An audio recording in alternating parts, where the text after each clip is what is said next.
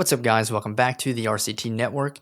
And today, the House of Representatives has voted to suspend the debt limit until 2025. The Republicans wanted to reduce spending by about $1.5 trillion over the next decade. They also wanted to increase work requirements on entitlement programs such as food stamps.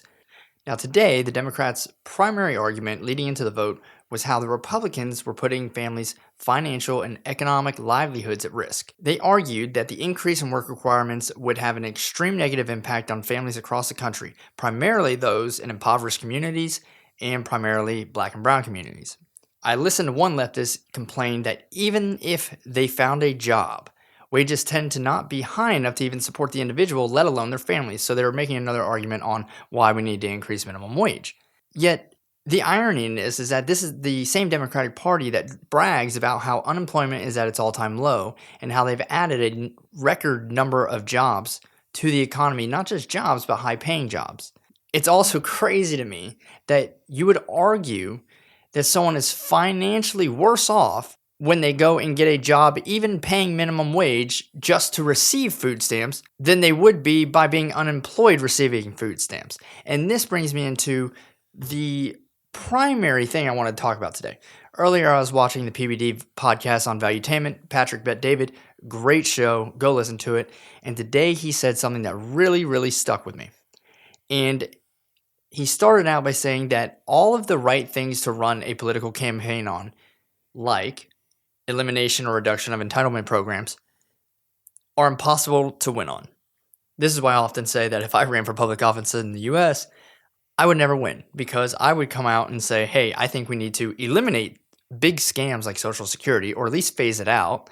And I would immediately just be thrown to the side by the majority of people because, even though the numbers show otherwise, people think Social Security is the way to go, even though it's the largest burden that we have on our economy. However, he starts quoting the 5 phases of toxic charity. Now, toxic charity is a book, and I started reading a little bit before I came on here, and there's a lot of good things I actually read. I'm probably going to go and read the entire thing now. But there are 5 phases to toxic charity, and this rings so true. The first one is appreciation. If you give something to someone one time, they're going to be appreciative of what you've given them.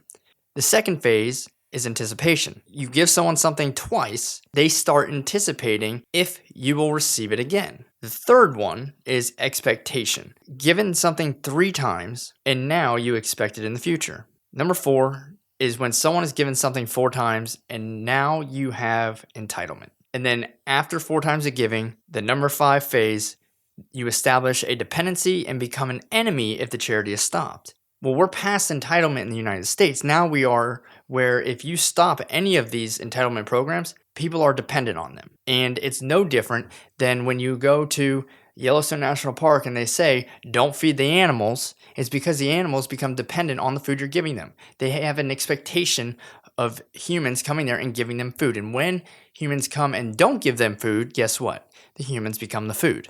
They attack you. You now become the enemy.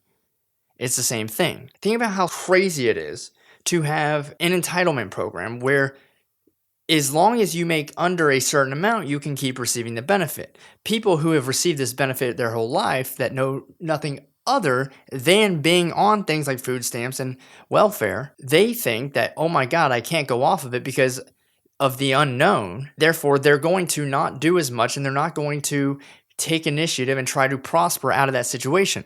Now, this isn't everyone, but this is statistically a lot of people. You haven't now incentivized people to not be as productive in the labor force and in the economy because you are giving them charity with nothing in return. And that charity comes with the provision like, hey, don't make over this amount of money, otherwise you lose this benefit. So what do people do?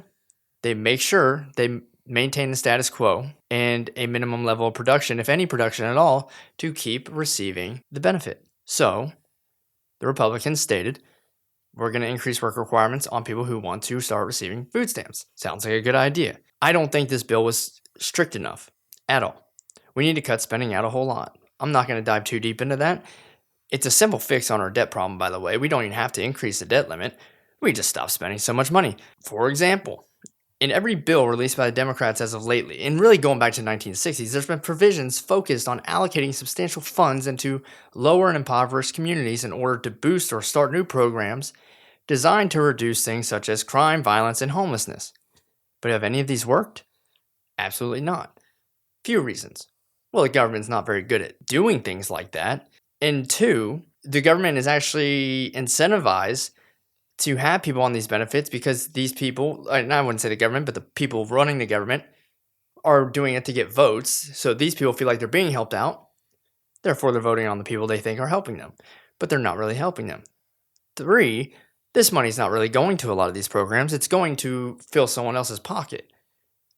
It's the person heading the program, or supposedly heading the program, who is living just great, and none of the people who may have benefited from the program, if it really did exist in the first place, or did what it was supposed to, get any kind of benefit from it at all. I bet you would find so much money laundered through these pilot programs going towards welfare, supposed welfare, than you would if you found it going through the war in Ukraine.